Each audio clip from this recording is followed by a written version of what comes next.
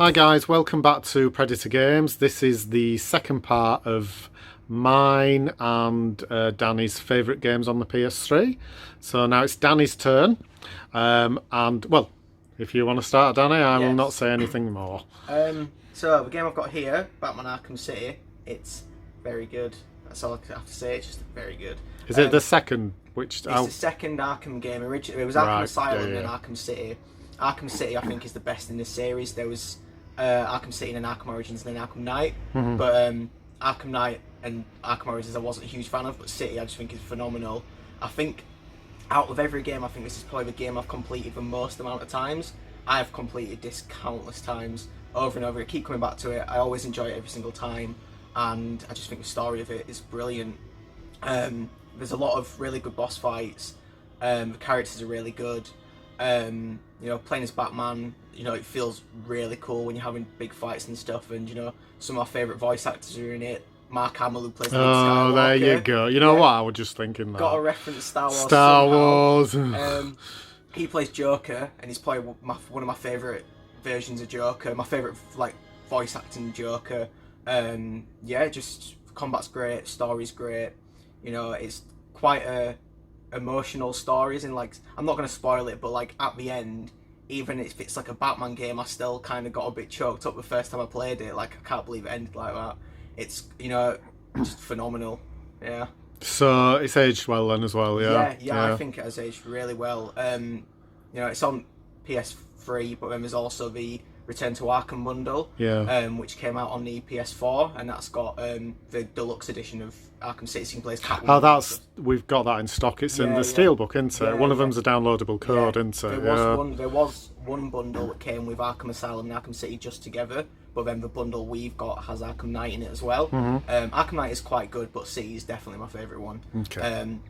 Yeah, that one you can play as Catwoman, you can play as, you know, this stealth, really good stealth, really good fighting, story's good, the side missions are brilliant as well. Just I think everything about this game's brilliant. Alright, so the next game which I've picked is a collection of Metal Gear Solid games. There's 5 games in this pack: Metal Gear Solid 2, Metal Gear Solid 3, Metal Gear Solid Peace Walker, and the original Metal Gear and Metal Gear 2, which came out on the MSX. The game which is my favourite in the collection is Metal Gear Solid 3 Snake Eater, which is one of my all-time favourite games. I've even got my Metal Gear Solid t-shirt on today, which wasn't planned for this video, just happened. Meant to be. Yeah, it was meant to be, it was destiny. And yeah, I just love these games. I think stealth games are probably one of my favourite genres. Other than Metal Gear, I think Splinter Cell's my second favourite stealth series, but Metal Gear is definitely my favourite one. I just think the story is brilliant. I think Hideo Kojima, the creator, is phenomenal.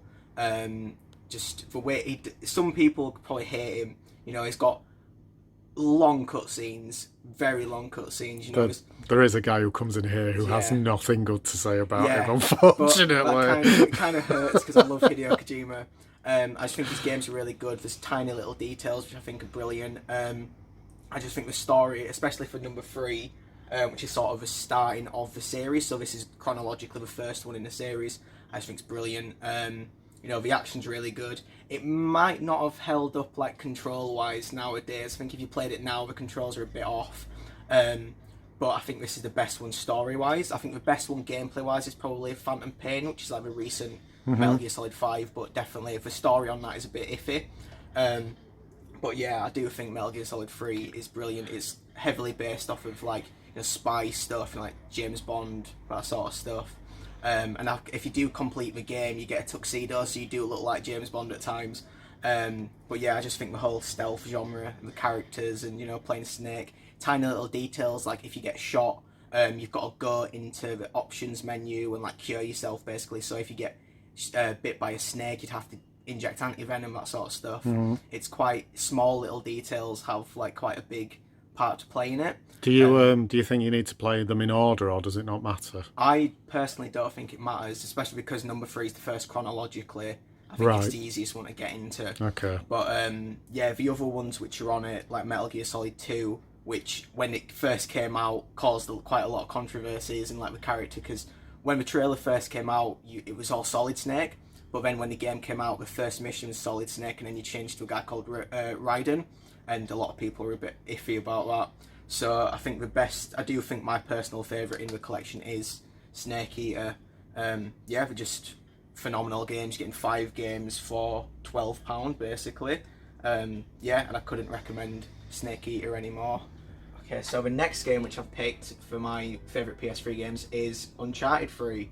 Out of all Uncharted games, I feel like Uncharted 3 is the best one. It's the one I've enjoyed the most and is up in my top 3 favourite games of all time as well. Wow. So yeah, it's quite high up how much I like it. I just really like the concept of it. You know, you're an adventurer. I do like Uncharted quite a bit too much, as Nathan has a ring which he wears around his neck. Show us your ring, Danny. And I have the same ring. It's just, I've got way too much. Well, let me focus on your ring. Never thought I'd ever say that. Alright, go on. You might discuss. But yeah, so I just think it's kind of like, originally when Uncharted first got announced, people were calling it Dude Raider because they thought it just looked like Tomb Raider with a guy. But I personally think that Uncharted's a lot better than Tomb Raider. Controversial. Yeah, I do think Uncharted's a lot better. But Uncharted 3, I think, is like my top one. One of my favourite films is Indiana Jones, and it feels very much like you're playing an Indiana Jones. Not the Crystal Skull, though, is it? No, not the Crystal Skull. That's alright, yeah. Don't talk about that one. Yeah, go on. Last Crusade with Sean Connery, that is my favourite one. Yeah, it's good. And there's some scenes in this where you're in the Middle East on horseback and stuff, and it feels very Last Crusade. And there's some massive set pieces where you're falling out of the back of a plane, you're fighting on a plane. At the start of it, you're in London, and you're fighting in like a pub brawl in London. It's quite a big globe-trotting adventure. It was also made by Naughty Dog, who, you know, have done Crash Bandicoot, the original Crash Bandicoot on PS1, and also Last of Us. Mm-hmm. And there's a secret Easter egg in Uncharted 3. Even before Last of Us 1 was announced, in the pub brawl, here's a little secret for you, but you might not have known, but you might have done. Put in the comments if you knew it or not, or if I've given you some new knowledge. There's a newspaper, and in it talks about a mysterious fungus, and that mysterious fungus is the first reference to Last of Us. And there's actually a level in Last of Us where you go through a pub, like an old abandoned pub, and it's the exact same pub as the pub in Uncharted 3. So it's quite a little like references and crossover and stuff. It was quite good that Naughty Dog have these little references and stuff. But yeah, I just think the action's brilliant, the characters are brilliant. I think Nathan Drake is a phenomenal character. Sully, you know, the supporting characters. Yeah. Elena Fisher, they're just brilliant, you know, all around. I mean, just the fact that you remember all the names and stuff says a lot. Yeah. Really. I was, even for like Uncharted 4, I've never been more excited for a single game. Probably, like, I was counting down Uncharted 4. I thought it was phenomenal, but I still do think Uncharted 3 is my top one out of all of them.